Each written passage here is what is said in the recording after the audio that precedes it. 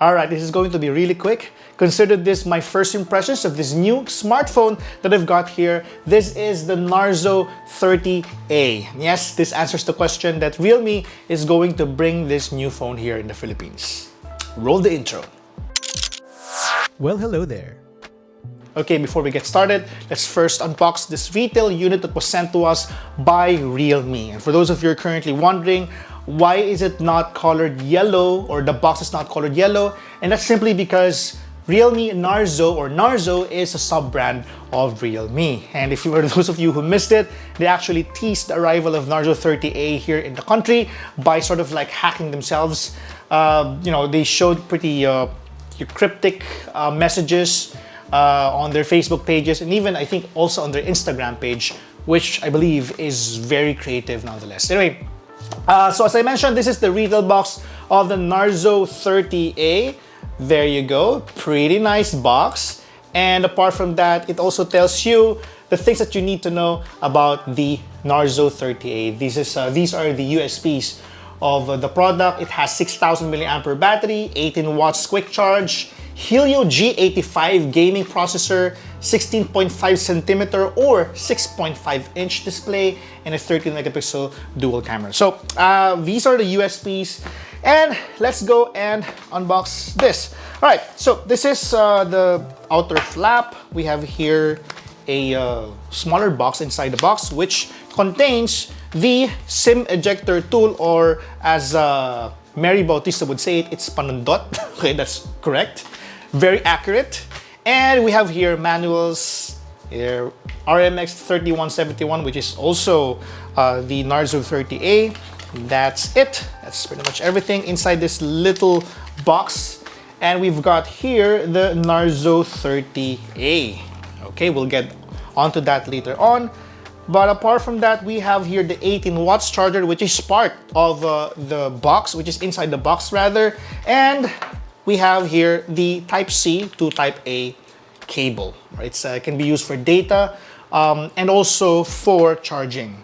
Now, there are two things missing here. We don't have here the silicone case. We also don't have here an earphone. So those are the two things that are not included in the box. So even if you buy a Narzo 30A, you will not receive these two items inside the box unless they have pre-order details, which they will be announcing pretty soon on their Facebook page this month, March 25 at 6 p.m.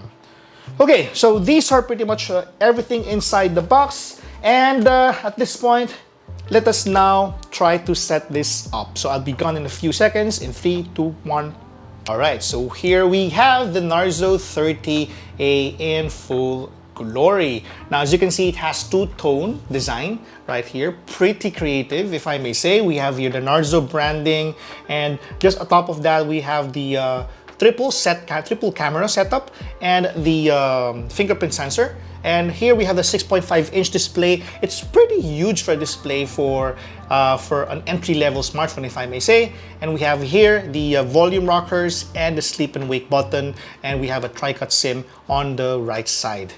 Speakers, so we have here at the bottom, just beside the Type-C port, and beside the Type-C port, we've got the microphone and a 3.5mm headphone jack. There is no microphone at the top, so you basically have only one microphone at the bottom, which is just beside the Type-C port. And that's pretty much everything you need to know in terms of the physical design of the Narzo 30A. Now, this is how it looks like when I tried to grab it with my own hand. So it's not too huge, if I may say.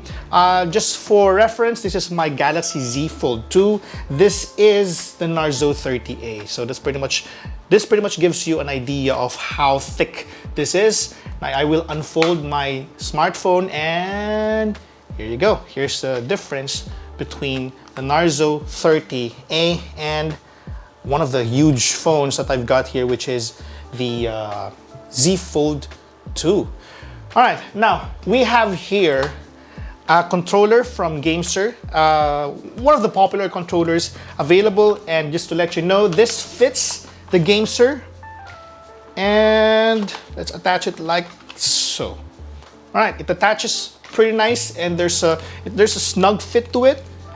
I would say that it fits really well on the Gamester X2, right?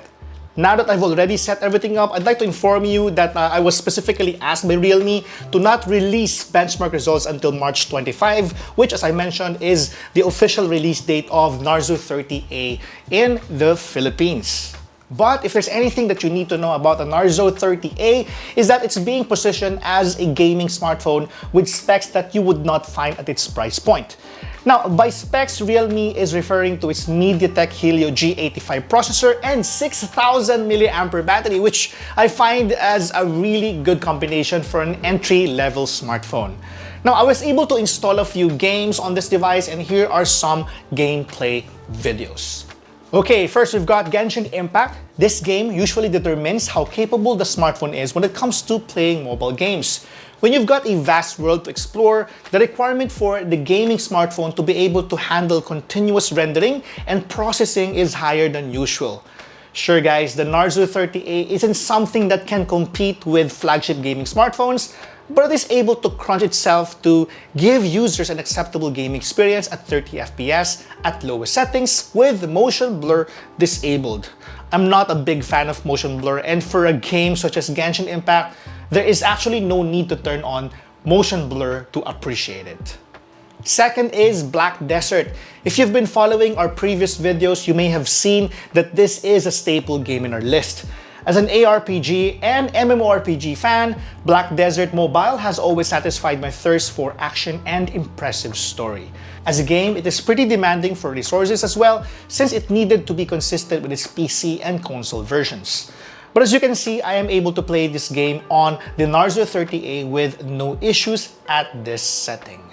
Third, we've got Wild Rift. This MOBA brings the excitement you get from playing League of Legends to your smartphone. Wild Rift is a visual spectacle versus Mobile Legends, in my opinion, and the game's presentation and overall graphics are very close to League of Legends on PC.